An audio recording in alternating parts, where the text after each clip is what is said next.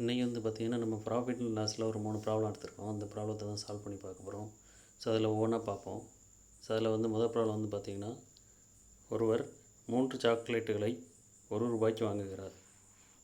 அவருக்கு 50% லாபம் கிடைக்க அவர் ₹1 எத்தனை சாக்லேட்டுகளை விற்க வேண்டும் அப்படின்னு கேட்டிருக்காங்க.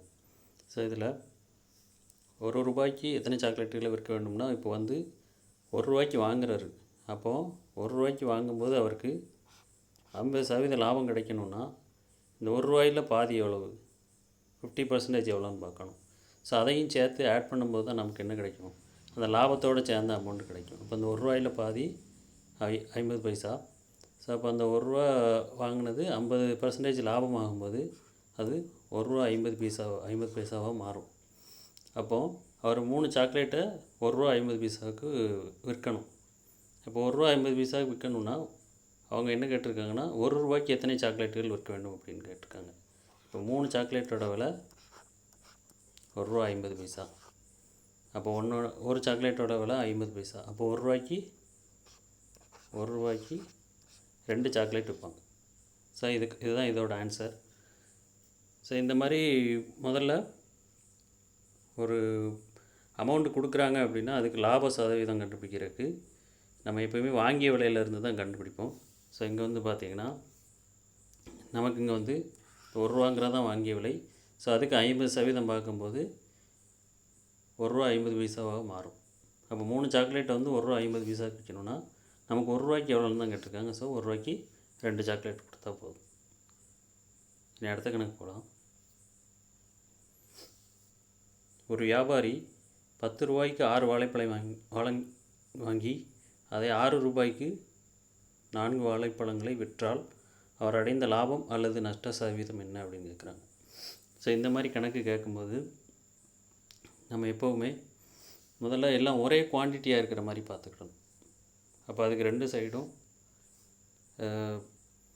அதுக்கு வந்து ஒரு சைடில் ரூபாயும் ஒரு சைடு நம்ம எத்தனை வாழைப்பழங்கள் அப்படிங்கிறதையும் எழுதிட்டோம்னா நம்ம இதை ஈஸியாக சால்வ் பண்ணிடலாம்.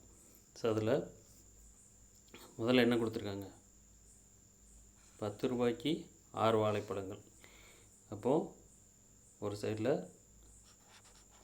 ரூபாய், இது வாழைப்பழங்களோட எண்ணிக்கை. இப்போ முதல்ல ₹10 6 வாழைப்பழங்கள் வாங்குகிறாங்க. அதுக்கப்புறம்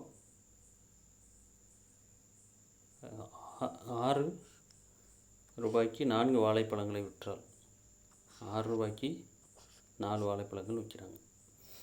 சரி, இது வாங்கினது, இது விற்றது.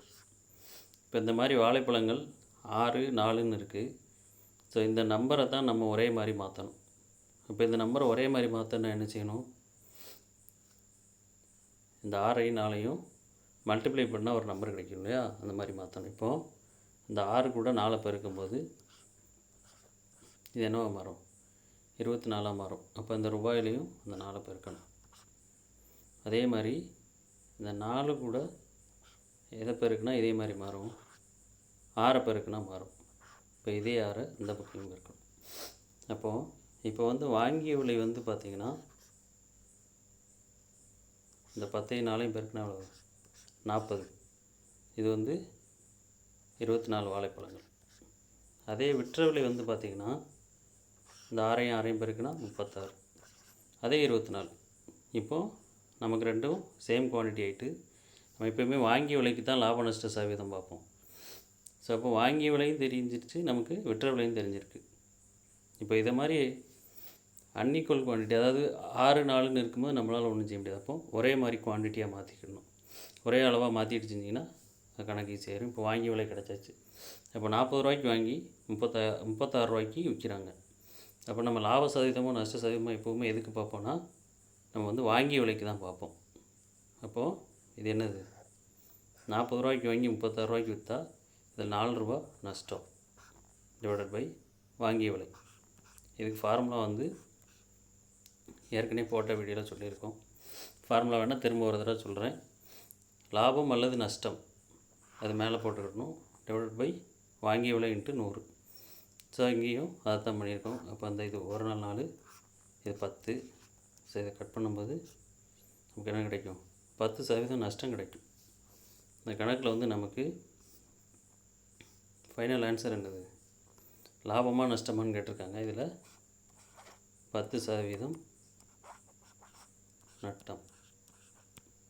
ஸோ இந்த மாதிரி கணக்கு கேட்டால் நம்ம முதல்ல செய்ய வேண்டியது, அந்த இருக்கக்கூடிய எண்ணிக்கையை எந்த எண்ணிக்கையாக இருந்தாலும் அது ஒரே மாதிரி எண்ணிக்கையாக மாற்றிக்கிட்டிங்கன்னா வாங்கிய விலையை கண்டுபிடிச்சி அதிலேருந்து நம்ம லாப சதவீதமாக நஷ்ட சதவீதமாக கண்டுபிடிச்சிடலாம். ஸோ இதில் 10% நஷ்டம் தான் ஏற்பட்டிருக்கு. இனி அடுத்த கணக்கு போகலாம். ஸோ இதில் வந்து பார்த்திங்கன்னா 17 பந்துகளை ரூபாய் 720க்கு விற்பனை செய்யும்போது அடையும் நட்டமானது 5 பந்துகளின் அடக்க விலைக்கு சமமெனில் ஒரு பந்தின் அடக்க விலை என்ன அப்படின்னு கேட்டிருக்காங்க. ஸோ இதில் 17 பந்துகள் 720 ரூபாய்க்கு விற்கும்போது 5 பந்துகளின் அடக்க விலைக்கு சமமான நஷ்டம் வருதான்.